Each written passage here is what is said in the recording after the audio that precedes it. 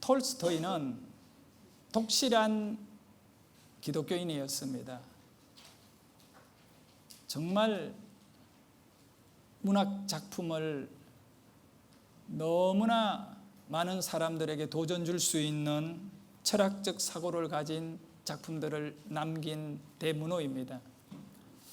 어떤 사람이 자기의 기술과 자질과 재능을 하나님을 위해 사용해야겠다고 간절한 소원을 갖고 그걸 사용했을 때에 우리 하나님이 얼마나 기뻐하고 영광을 받으시겠습니까?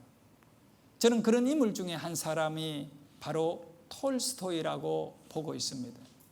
저는 톨스토이가 쓴 사람은 무엇으로 사는가, 이 단편 소설 아주 짧습니다. 아마 내 기억에는 한 5번 정도는 읽은 것 같아요.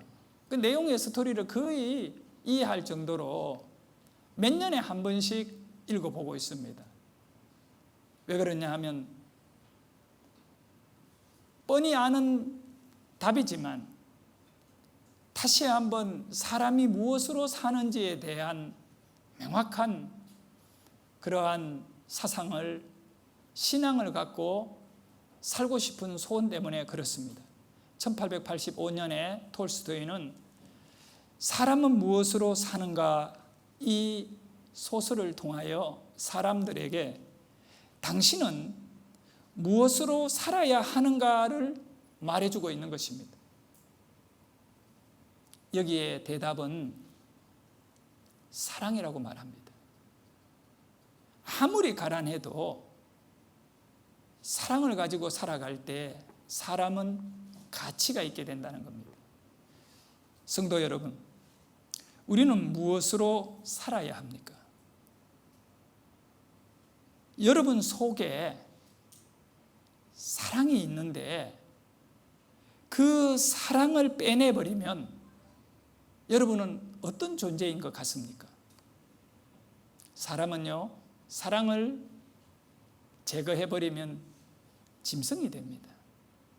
얼마나 비참한가요?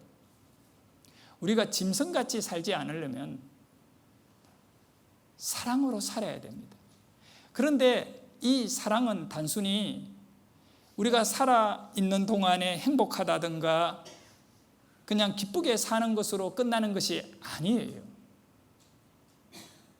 이 사랑은 영원한 생명과 분리할 수 없는 것이기 때문에 이 사랑을 가진 사람과 그러지 못한 사람 차이는 영생과 심판이라고 하는 그런 큰 차이를 가지게 되는 겁니다.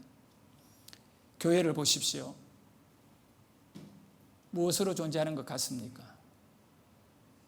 겉으로 보면 직분들이라든가 다양한 이유들이 있겠지만 사실은 교회는 사랑으로 존재합니다. 가정요? 여러분의 가정, 사랑을 빼내면 그냥 평범한 사람과 사람일 뿐입니다. 친구도 직장도 우리는 사랑이라고 하는 아주 중요한 개념을 갖고 그것을 인정하든 그렇지 않든 간에 우리의 인생은 그것으로 판가름 나는 것입니다. 의사가 아무리 훌륭한 의사일지라도 환자를 단순히 돈을 버는 목적으로 환자를 만나고 치료한다면 그 사람은, 환자는 의사의 눈에 상품에 지나지 않습니다. 제품에 지나지 않고 고장난 기계에 지나지 않습니다. 그러나 의사는 사랑, 사람에 대한 인격적 사랑을 가지고 의사가 그 마음으로 환자를 터치하고 치료해 나갈 때 병자는 힘을 얻고 치료됩니다. 따뜻한 말 한마디가 상처받고 고통받고 정말 슬퍼하는 한 사람에게 큰 용기를 주고 그 사람을 일으켜 세우는 것입니다. 그 따뜻한 말 한마디에 뭐가 있었느냐? 사랑이죠.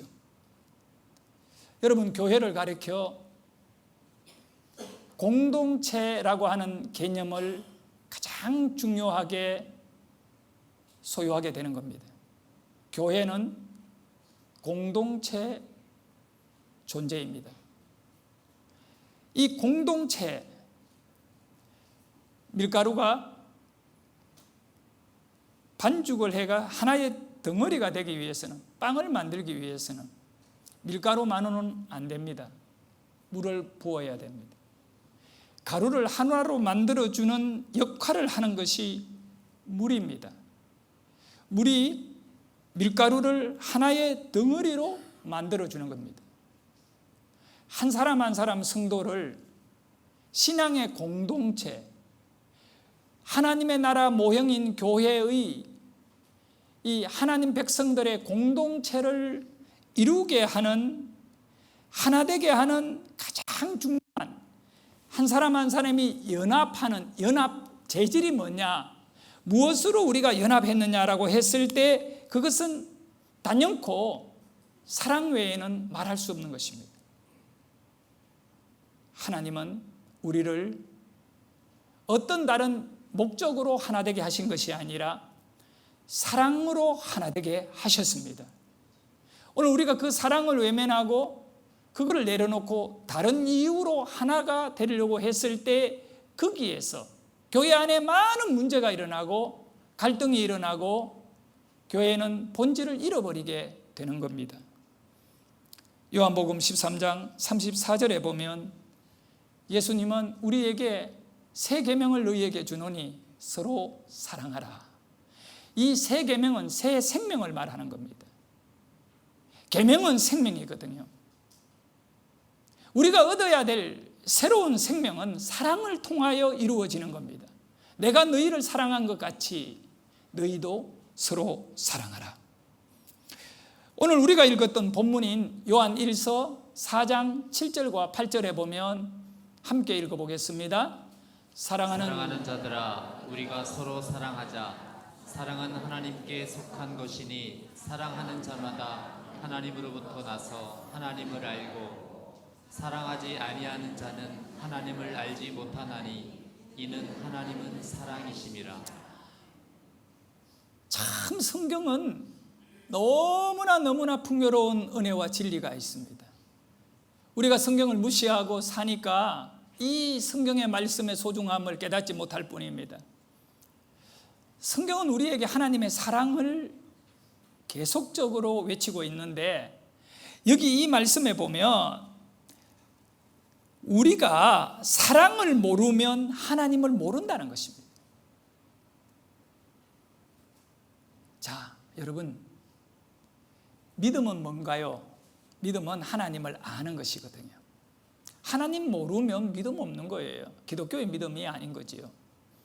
그러면 하나님을 안다라고 했을 때 아는 것이 뭔가? 바로 여기 8절에 사랑하지 아니하는 자는 하나님을 뭐하고? 알지 못하나니.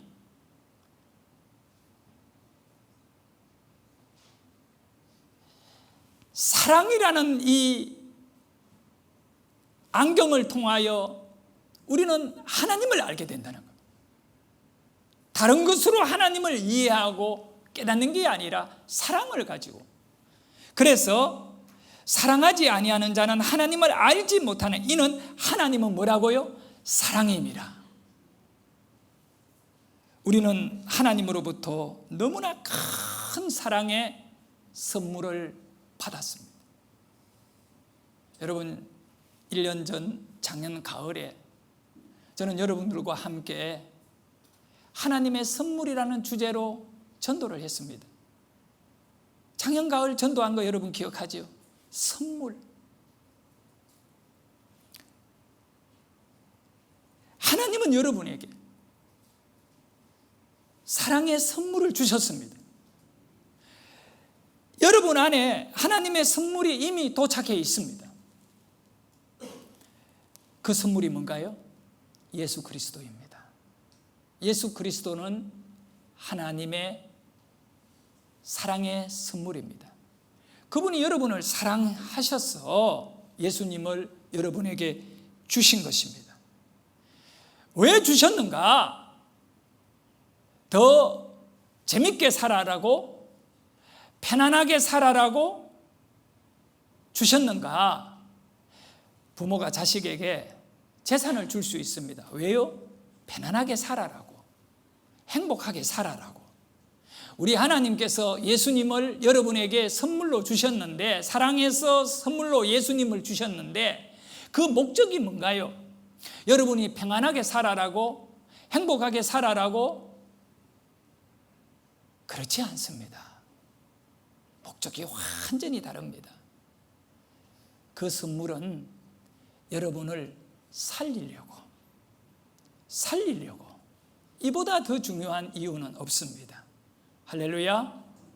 그래서 요한 1서 4장 9절에 보면 하나님이 왜 이 사랑의 선물을 우리에게 주셨는지에 분명히 말씀하고 있어요.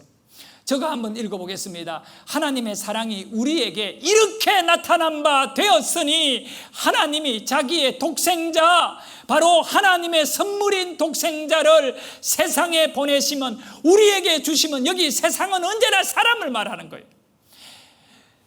그로 말미암아 우리를 뭐하려? 살리려 하심이라. 그러니 아들이 있는 자에게는 생명이 있고 아들이 없는 자에게는 생명이 없는 거예요. 바로 하나님이 여러분을 사랑해서 독생자 예수를 선물로 주셨는데, 그 선물을 귀하게 여기고 그 선물을 볼 줄 알 때 나를 본 자는 아버지를 보았다라고 하신 주님의 말씀대로 예수님을 볼 때 하나님의 사랑을 느끼게 되고, 우리는 살아야 되기 때문에 하나님은 우리를 살리시려고 예수를 주셨습니다. 하나님께서 우리에게 사랑, 당신의 사랑을 보여주시기 위하여 예수님을 보내주신 겁니다. 우리에게 나타난 하나님의 사랑 자체가 예수 그리스도입니다. 우리는 하나님의 사랑을 알아야 하고 믿어야 할 자입니다. 하나님의 사랑이 내게 있다, 하나님 나를 사랑하고 계신다, 이걸 느낄 때 그는 하나님을 누리게 됩니다. 할렐루야. 그래서 요한 1서 4장 12절에 보면 읽어볼까요? 어느 때나 하나님을 본 사람이 없으되 만일 우리가 서로 사랑하면 하나님이 우리 안에 거하시고 그의 사랑이 우리 안에 온전히 이루어지느니라. 여러분, 하나님의 사랑이 우리 안에 온전히 이루어지는 것은 뭘까요? 그거는 바로 구원인 거예요. 구원. 하나님의 사랑의 최종 목적은 죄인이었고 지옥에 가고 소망 없는 세상의 것에 그냥 다 갇혀있는 여러분에게 영원한 생명의 문을 열어주시는 하나님의 사랑의 거시적 목적은 구원인 것입니다. 그리하여 말씀 마지막에 보면 그의 사랑이 우리 안에 온전히 이루어지느니라. 우리가 서로 사랑할 때, 서로 위로할 때, 서로 귀하게 여길 때, 용서해 줄 때 우리의 구원은 선명해지는 것입니다. 할렐루야. 우리가 서로 사랑하면 하나님이 우리 안에 거하심을 느끼게 되는 거예요.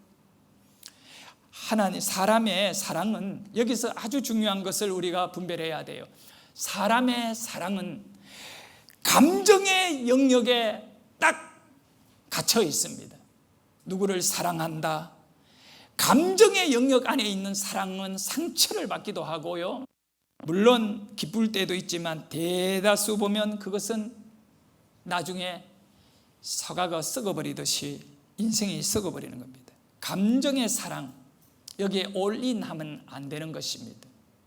이 감정이 바뀌면 사랑도 병들게 되거든요. 누구를 사랑한다, 대체로 감정의 사랑에 놓여 있는 우리들입니다. 그러나 여러분, 이걸 아셔야 돼요. 신앙 안에, 믿음 안에 이 깊은 사랑은 바로 정말 이 감정의 사랑을 뛰어넘는 그런 영역 안에 있음을 알아요. 하나님의 사랑은 감정의 사랑에서는 그거는 이 통제가 안 돼요. 그것으로 하나님의 사랑의 부피와 넓이와 깊이를 측정하면 안 됩니다. 얼마나 이 사람이 나에게 감동을 줬느냐, 이거는 인간의 사랑입니다. 하나님의 사랑은 어떻게 우리가 느낄 수 있고 또 그거를 실제적으로 누릴 수 있느냐? 하나님의 사랑은 성령의 영역입니다. 성령 안에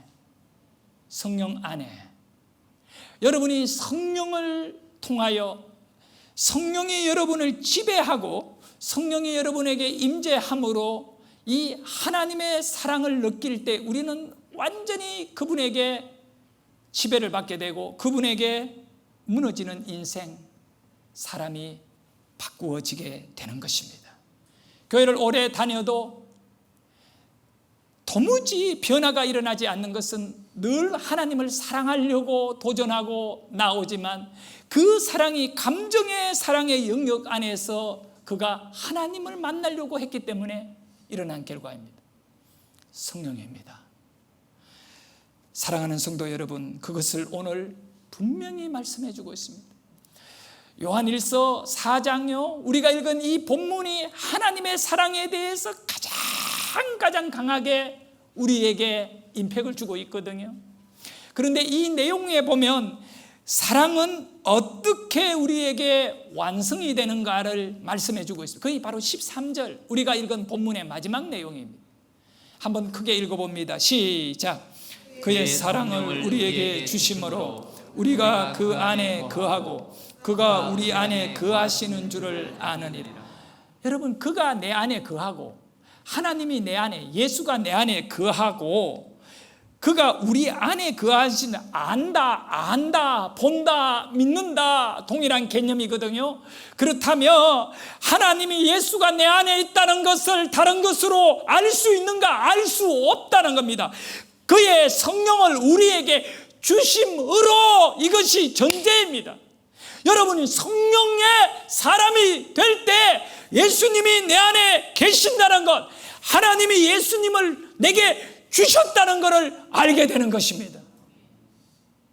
주셨기에 계시는 것 아니겠어요? 안 주셨는데 여러분이 있겠느냐고.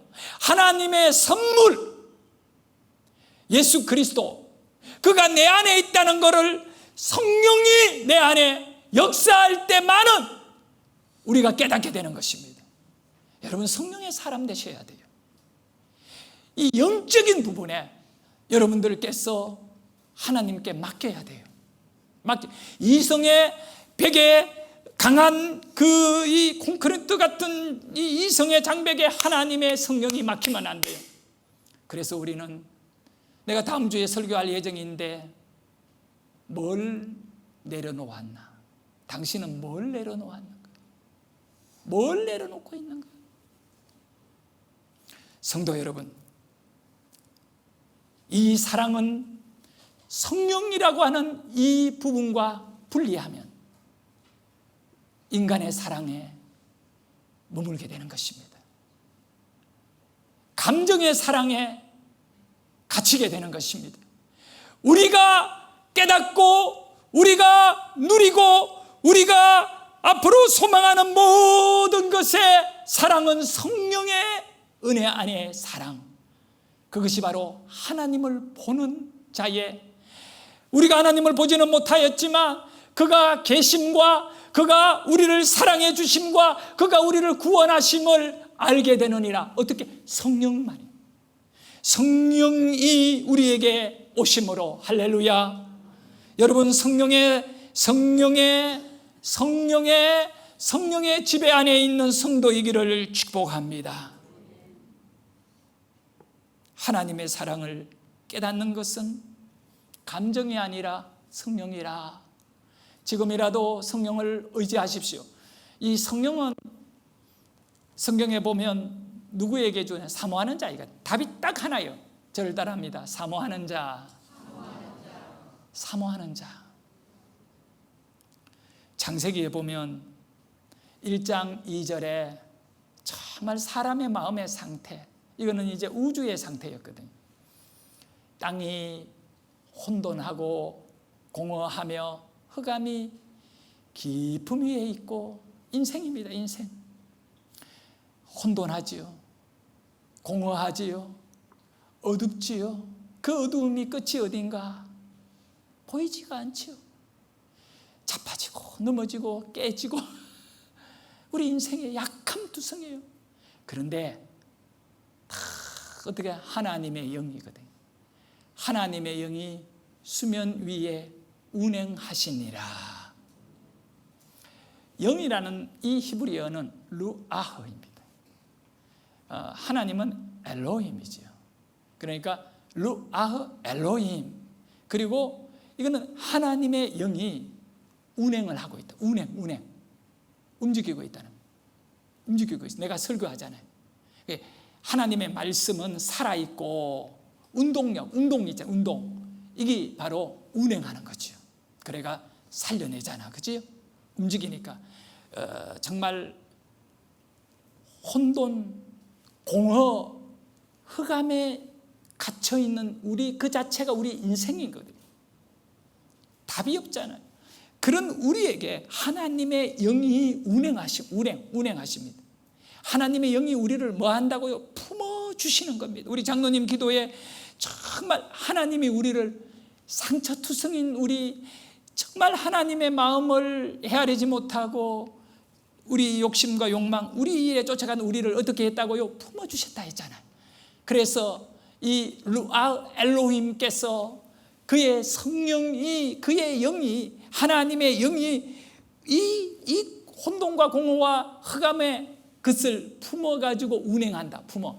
이 운행한다는 이 단어는 히브리인들에게 있어서 암탉이 계란, 그냥 차가운 계란을 자기의 가슴에 품고 이것을 돌리는 겁니다. 그리고 온도, 따뜻함을 전하여 이게 이제 돌리고 움직여가 어떻게 하냐? 깨우는 거지. 이 멈추어 있는 생명을 깨워내는 겁니다. 그래서 그 생명들이 이 열을 받으면서 결국 병아리로 살아나가지고 한 마리의 닭이 되거든요. 하나님의 성령이 혼돈과 공허와 흑암에 갇혀있고 거기에 찌들러 있는 여러분의 인생 가운데 성령이 여러분을 품고 여러분의 인생을 돌려주고 움직이고 있을 때 맡기시기를 주의 이름으로 축원합니다. 그러면 여러분이 깨어나게 되고 살아나게 되고 살리려 하심이라 살아난 자가 되는 줄 믿습니다. 성도 여러분, 오늘 설교 제목은 하나님의 프로포즈입니다. 나 영어 잘 못하는데 왜 자꾸 쓰는지 몰라요? 프로포즈. 이 프로포즈라고 하는 단어는 청원한다, 요청한다, 뭐 제안한다는 뜻이 있죠. 뭘 제안하느냐? 결혼을 제안하는 겁니다. 제가 이 설교를 준비하면서 우리 집사람 총각 시절에 결혼을 하자고 프로포즈를 어떻게 했는가 내가 고민해 봤어요. 한참을 생각했는데 아무리 생각해도 프로포즈를 한 적이 없는 것 같아요.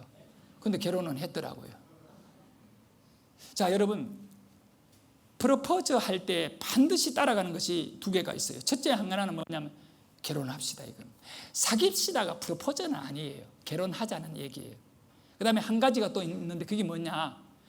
말만 하면 안 돼요. 뭘 해야 돼요? 뭐 이벤트를 하든 선물을 줘야죠.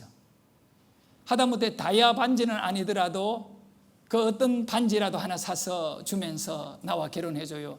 이거 뭐 꽃이라도 하나 사서 이렇게 좀. 내가 일부 예배는 장로님 지사님에게 일일이 물어봤어요. 5명을 물었는데 하여간 우리 교회는 재밌어요. 목사를 닮아도 프로포즈 한 적이 없대. 기억이 없대요. 최 목사님, 사모님 오늘 안 계시니까 물어볼게요. 프로포즈를 하고 결혼을 했어요? 그냥 결혼했어요? 그냥 우리 목사님 나랑 똑같. 자, 웃고 계시는 3부 예배, 2부 예배 오신 우리 박성윤 장로님은 김희 권사님에게 멋있는 프로포즈를 하셨습니까? 주여, 지금 맞아야 될 사람, 나같이 맞아야 될 사람이 많다.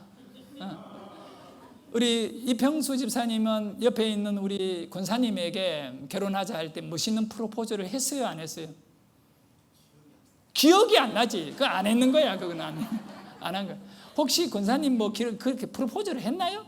없지요. 그러면 안 하신 분들은 빠른 시간 내에 이미 약간 늦었지만 나 같은 사람 이렇게 만나주고 살아주고 결혼해 주셔서 구제해 주셔서 감사하다고 그렇게 늦은 감이 있지만 거기에 대한 적절한 조치를 취하십시오. 우리 사람이 한 번씩 이런 얘기를 해요. 내가 너무 쉽게 결혼을 해줬다. 너무 쉽게 좀 속을 태우면서 해야 되는데 그렇게 얘기를 하더라고요. 자, 프로포즈를 할 때 내가 당신을 사랑합니다라고 하는 표현의 선물이 필요해요. 그게 감동이 커야 되거든요. 그게 크면 이 사람이 진짜 온 마음을 다하여 나를 사랑하고 있다라는 것을 느끼게, 감정적으로 느끼게 되는 거지요. 하나님께서 여러분을 사랑하신대요. 그리고 나의 신부라, 나의 백성이라, 나의 아들이라 딸이라 선포하십니다. 사랑. 하나님이 여러분을 사랑하십니다. 그리고 프로포즈 하셨습니다. 하나님이 하셨습니다. 여러분 이걸 잘 아셔야 돼요. 인간이 아무리 하나님을 믿으려고 하나님의 나라에 문을 놓고 해도 문은 열리지 않습니다. 구원을 받는 것은 하나님이 우리에게 프로포즈를 한 사람에게만 이루어지는 겁니다. 하나님이 여러분에게, 우리 인간에게 프로포즈를 하면서 선물을 주셨어요. 바로 이겁니다. 그 선물이 뭐냐? 예수입니다. 이해되십니까? 반지가 아니라 뭐라고요? 예수입니다. 예수님을 주신 겁니다. 그러니까 우리는 예수님을 통하여 하나님을 알게 되는 거죠. 나를 사랑한다는 사랑을 알게 된다. 그것을 성경이 말씀하고 있습니다. 요한복음 3장 16절, 복음 중에 복음이라 하잖아요. 하나님이 세상을 이처럼 세상은 사람을 말하여 사람을 사랑하사 독생자를 주셨다. 주신 겁니다. 이는 그를 믿는 자마다 멸망하지 않고 영생을 얻게 하려 하십니다. 할렐루야. 하나님의 사랑이 아니면 은혜도 없고 구원도 없습니다. 예수도 없습니다.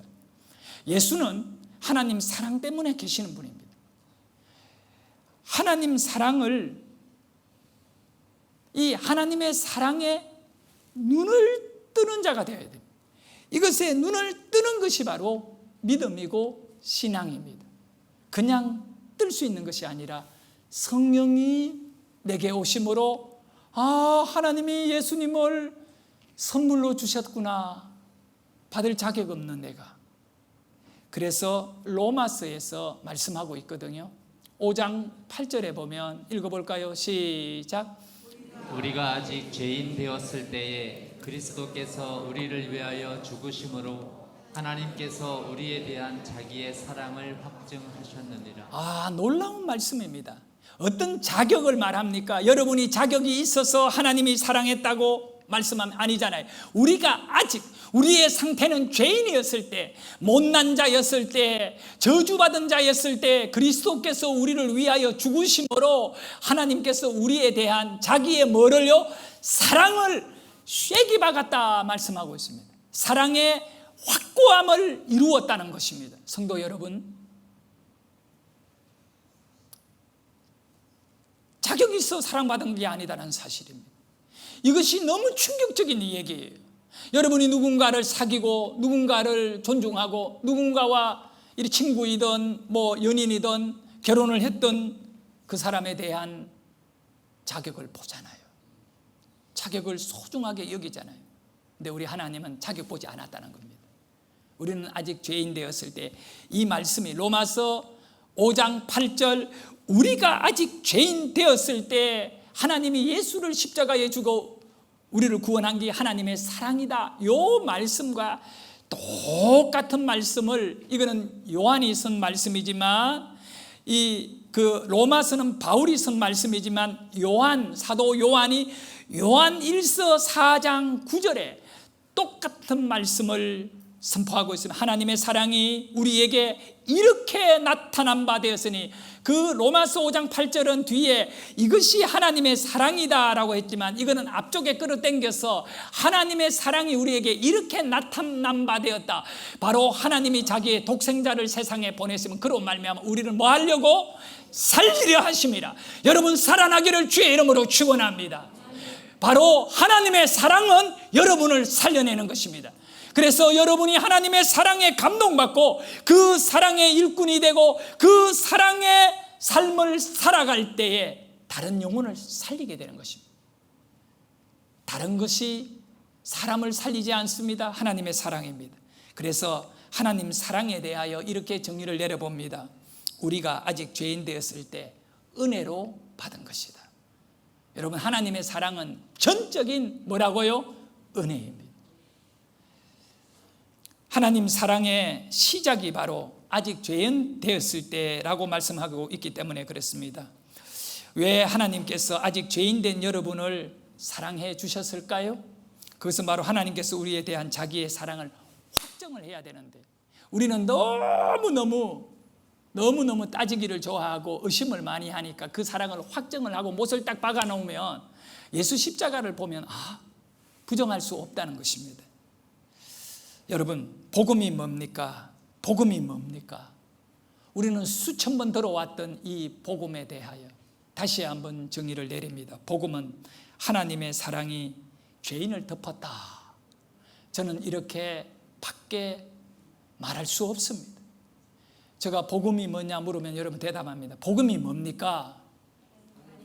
사랑이 죄인을 덮었다. 여러분을 덮은 겁니다. 예? 바로 공허하고 혼돈하고 흑암이 있는데 하나님의 성령이 덮어서 운행해서 생명으로 다 살아나게 했듯이, 복음은 뭐냐? 하나님의 사랑이 죄인인 저와 여러분을 덮어버린 것입니다. 할렐루야.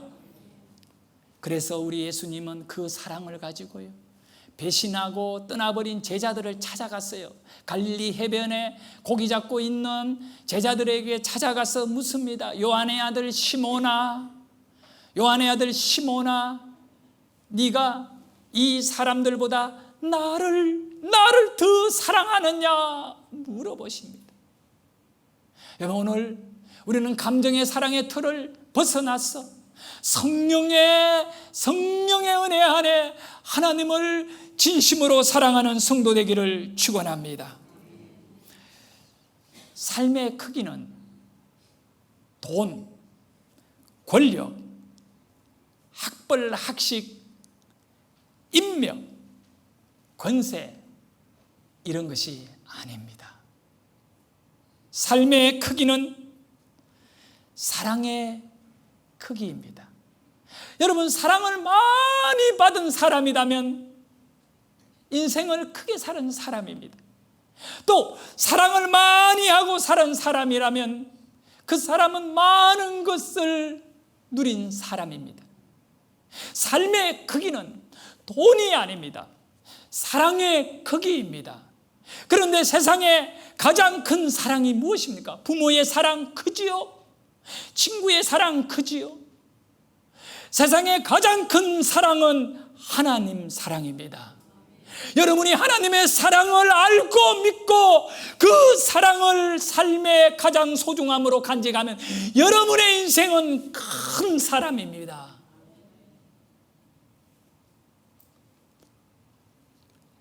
영국의 왕이었습니다. 에드워드 8세는 사랑에 빠져버렸습니다. 남편이 있는 윌리엄 심슨 부인에게 빠져버렸습니다. 왕에 취임한 지가 1년이 되었을 때에 이 윌리엄 심슨 부인은 20살인가 22살에 미국에서 결혼을 했어요. 그리고는 그 첫 번째 결혼한 남자와 이혼을 하고 영국으로 와서 영국의 재벌하고 또 결혼을 했어요. 그 사람이 바로 심슨인데, 그렇게 살다가 파티 장소에서 윌리엄이 왕이 되기 전에 만나게 되는 겁니다. 그리고 둘이가 또 이렇게 불륜의 사랑을 하게 되는 겁니다. 그런데 이제 이 에드워드 8세는 총각의 몸으로 왕에 오르는 겁니다. 그러면 이제 이 나라를 위해가 결혼을 해야 되는데 본인은 윌리엄 심슨 부인을 사랑하기 때문에 나는 왕의 자리를 내어놓겠다 하고 이렇게 동생에게 알버트 왕에게 이제 왕자리를 1년 딱 만에 넘겨줘 버리고 자기는 프랑스로 넘어갑니다. 프랑스에 심슨 부인이 있었거든요. 그리고 프랑스에서 77세 죽을 때까지 프랑스에서 그렇게 살았습니다. 예. 세상의 사랑도 이러더라고요. 근데 우리 하나님의 사랑은 비교할 수 없는 거죠. 뭘 내려놓을 수 있습니까, 여러분? 하나님 사랑 때문에. 그래서 마가복음 14장 9절에 보면 내가 진실로 너희에게 이르노니 온 천하에 어디에서든지 복음이 전파되는 곳에는, 복음이 뭐라고 했습니까? 하나님의 사랑이 당신을 덮었다, 당신을 감싸고 살려낸다, 이게 복음인데, 복음이 전파되는 곳에는 이 여자가 행한 일도 말하여 그를 기억하리라. 그의 뭐를 기억하느냐? 사랑을 기억하리라. 그가 누구냐? 옥합을 깨트려 예수님에게 부어준 여인입니다. 자, 이 여인은 다른 성경에서는 마리아라고 하는데, 이 마리아가 옥합을 깨트려 예수님께 부었습니다. 왜 그랬나고요? 사람들은 주님을 향한 이 여인의 사랑을 뒤흔들어 버린 것입니다. 제자들이요, 이 비싼 옥합을 깨트려 가지고 이렇게 예수님에게 부어버리면 허비하는 거 아니냐라고 따졌던 것입니다. 그런데 이 여인은 달랐습니다. 왜냐하면 주님을 진심으로 사랑했기 때문에 그녀는 자신의 전부를 주님을 위하여 붓고도 아쉬움이 있을 뿐입니다. 여러분이 예수님을, 하나님을 진심으로 사랑한다며 적당한 것을 드릴 수 없다는 것을 알게 될 것입니다. 사랑은 전부를 드리는 것입니다. 그것이 바로 진정한 사랑입니다. 정말 사랑한다면 자신의 것을 다 주고도 아깝지가 않는 부모의 사랑 아닙니까? 여러분, 바울은 에베소 교회에 이렇게 말합니다. 하나님의 사랑의 너비와 길이와 높이와 깊이를 어떠한지 알아야 한다. 신앙은, 믿음은 하나님의 사랑에 빠지는 것입니다. 우리가 하나님의 사랑에 빠질 때 적당히 빠지는 것 안 됩니다. 하나님의 사랑에는 푹 빠져야 됩니다. 그것이 바로 세례입니다. 완전히 물에 잠기면서 나는 죽고 내 안에 예수가 사는 것입니다. 우리가 하나님의 사랑에 적당히 빠지니까 문제가 되는 것입니다. 두 주인을 섬기게 되는 이유도 거기에 있는 것이죠. 하나님과 나와의 관계는 주고받는 상업적 관계가 아닙니다. 그런데 제자 마리아가 하는 행동에 대하여 주고받는 상업적 관계의 가치관을 가지고 말하고 있는 것입니다. 300데나리온은 엄청난 가치 있는 것입니다. 그런데 마리아는 상업적 관계가 아닙니다. 주님을 사랑했기 때문에 사랑의 관계로 주님을 위하여 전부를 바치는 것입니다. 여러분의 영혼이, 여러분의 삶이 주님에게 사랑의 관계로 열려지기를 축복합니다. 아깝지 않다. 더 내 삶을 드리고 싶다. 마가복음 14장 8절입니다. 그는 힘을 다하여 내 몸에 향유를 부었다. 예수님의 몸에 우리가 주를 위하여 힘을 다하여 주를 위하여 사는 것이 사랑인 것입니다. 여러분의 헌신이 사랑인 것입니다. 적당히 아닙니다. 완전히 빠져야 되는 겁니다. 그런 게 있어요. 예수님에게 완전히 빠져버린 사람. 주위 사람들이 보면 저 사람 왜 저래? 뭐 이런 오해들과 또 못마땅한 부분이 없지 않아 있습니다. 그런데 이걸 아셔야 돼요. 완전히 예수님에게 미쳐버린 사람은 불편하지 않습니다. 그런데 옆에 사람들만 불편할 뿐입니다. 성도 여러분, 나는 여러분이 완전히 예수에게 빠져버리는, 완전히 예수에게 여러분의 인생을 부어버리는, 세상이 감당할 수 없는 성도가 되기를 축복합니다. 하나님의 사랑이 이제 알게 되었습니다. 그것이 복음이구나. 우리가 입을 열고 우리가 생각하고 살아가는 것이 복음이어야 합니다. 이 중에 가장 소중한 것 하나, 영혼을 살려내는 일, 전도는 하나님의 명령입니다. 전도는 하나님의 명령입니다. 간단히 말하면 네가 내 사랑을 받았다면 너는 이 사랑을 전해라. 여러분, 전도할래? 성경은 말씀하지 않습니다. 전도하라 말씀합니다. 이것은 바로 하나님의 사랑을 전하라는 것입니다. 이제 가장 오늘 설교의 중요한 것을 여러분에게 말씀하고 마무리하겠습니다. 오늘 설교가 조금 길었는데요. 인생이 자빠지고 구부러지고 나면 이것저것 따질 것 없어요. 그냥 확고하게 한번 우리가 생각하고 판단하고 살아보자고. 선봉이라고 하는 단어가 있어요. 이 단어는 군대에서 사용하던 용어가 사회용어로 바뀌어진 겁니다. 선봉.